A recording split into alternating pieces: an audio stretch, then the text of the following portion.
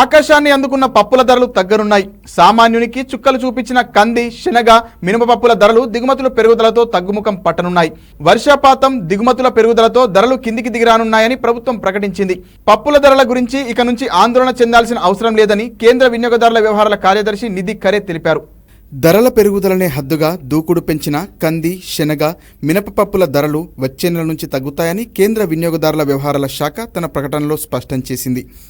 పప్పుల దిగుమతులు వచ్చే నెల నుండి పెరగనున్నాయని, దేశీయ సరఫరాను పెంపొందించడానికి సహాయపడుతుందని కేంద్ర వినియోగదారుల వ్యవహారాల కార్యదర్శి నిధి ఖరే అన్నారు. గత 6 నెలల్లో కంది, శనగ, మినప పప్పుల ధరలు స్థిరంగా ఉన్నాయన్న ఆమె, కానీ వాటి ధరలు అధిక స్థాయిలో ఉన్నట్లు తెలిపారు. పెసర, ఎర్ర కంది పప్పుల ధరలు ఎక్కువగా పెరగలేదని అన్నారు. దేశీయ లభ్యతను పెంచి రిటైల్ ధరలను అదుపులో ఉంచడానికి ప్రభుత్వం అవసరమైన అన్ని చర్యలు తీసుకుంటుందని ఖరే స్పష్టం చేశారు. శనగపప్పు కిలో ₹60కి విక్రయించాలన్న ప్రభుత్వ పథకం సామాన్యులకు ఊరటనే స్తుందని ఆమె పేర్కొన్నారు. ఈ నెల 13న శనగపప్పు కిలోకు 87.74, కంది 160.75, మినపపప్పు 126.67, పెసర 118.9, ఎర్ర కందిపప్పు కిలోకు ₹94.34గా ఉంది. వినియోగదారుల వ్యవహారాల విభాగం 550 ప్రధాన వినియోగ కేంద్రాల నుంచి రిటైల్ ధరలను సేకరిస్తోంది.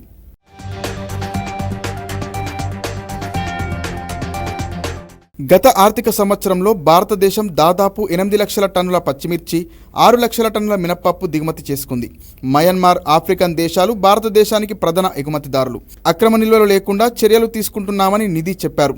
దిగుమతుల కోసం దేశీయ రిటైలర్లు, హోల్సేలర్లు, పెద్ద రిటైల్ చైన్లు, గ్లోబల్ సప్లయర్లతో తమ డిపార్ట్మెంట్ నిరంతరం మాట్లాడుతోందని సెక్రటరీ చెప్పారు. 2023-24 పంట సంవత్సరంలో కంది ఉత్పత్తి 33.85 లక్షల టన్నులు కాగా వినియోగాన్ని 44 నుంచి 45 లక్షల టన్నులుగా అంచనా వేశారు. శనగ ఉత్పత్తి 115.76 లక్షల టన్నులు కాగా డిమాండ్ 119 లక్షల టన్నులు ఉంది. మినపప్పు ఉత్పత్తి 23 లక్షల టన్నులు కాగా వినియోగం 33 లక్షల టన్నులుగా అంచనా వేశారు.